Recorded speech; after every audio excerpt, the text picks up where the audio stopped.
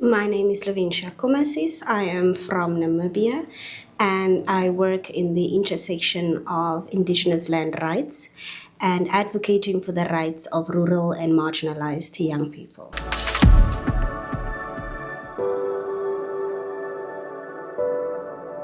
I became a human rights defender by witnessing how deeply unresolved historical injustices still influence present-day realities. I grew up learning about my history, about my people, through state curriculum textbooks. But as I got older and started asking the right questions to my elders, I realized that my history is not reported accurately. And the more I went to my elders, the more I spoke about my history, I could clearly see that there is a structural attempt to delete or erase or dilute my history. I realized that because I now know better, it is my responsibility to speak on behalf of.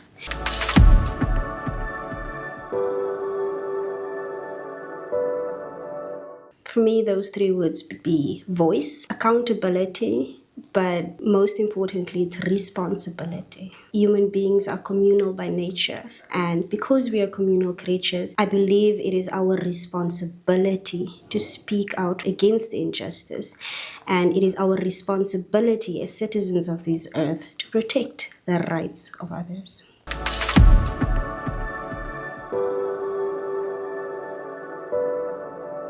What inspires me is hope. Hope is a form of resistance in its own. What inspires me is my elders who still, despite deliberate structural attempts of erasure, continue to safeguard our culture, our language. What inspires me is the indigenous or rural young person who still has hope to continue in a system that was not designed with them in mind. What inspires me is the hope in the eyes of a Nama mother that one day her children and her children's children would run free across the land that is their ancestral birthright.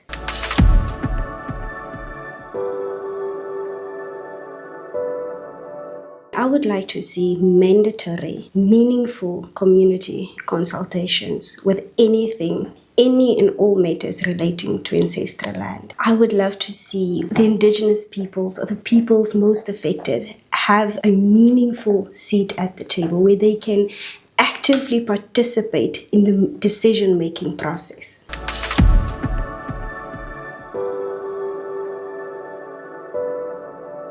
The pressures of this work does not always come in dramatic forms. Sometimes it comes through silence, exclusion, delegitimizing my agency and the agency of my people, in the emotional weight of having to justify a history that should have been acknowledged a very long time ago. So while I've not experienced attacks physically, there is a quieter form of resistance that comes from speaking out against systems.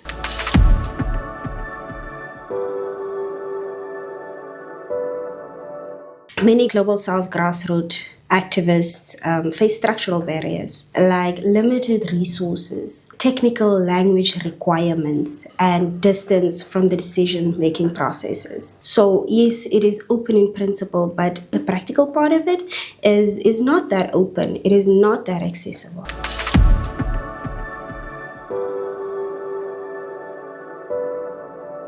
The credibility of human rights system depends on whether it listens to those who are most affected by structural injustice, including communities still living with the consequences of historical violence. This requires moving beyond inclusion as a formality towards inclusion as influence. It also requires taking land, taking memory, and identity as a serious human rights issues, treating the indigenous people and their concerns as serious and not just peripheral matters.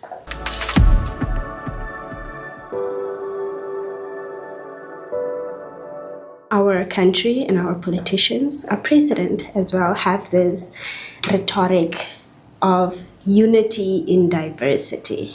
the unity would never prevail if the diversity is not seen on the table, when the diversity is not listened to when they are at the table, and they are not just there for rubber stamp initiatives. The unity in diversity will only realize if we acknowledge the meaningful and the rightful presence of the diverse groups in our country.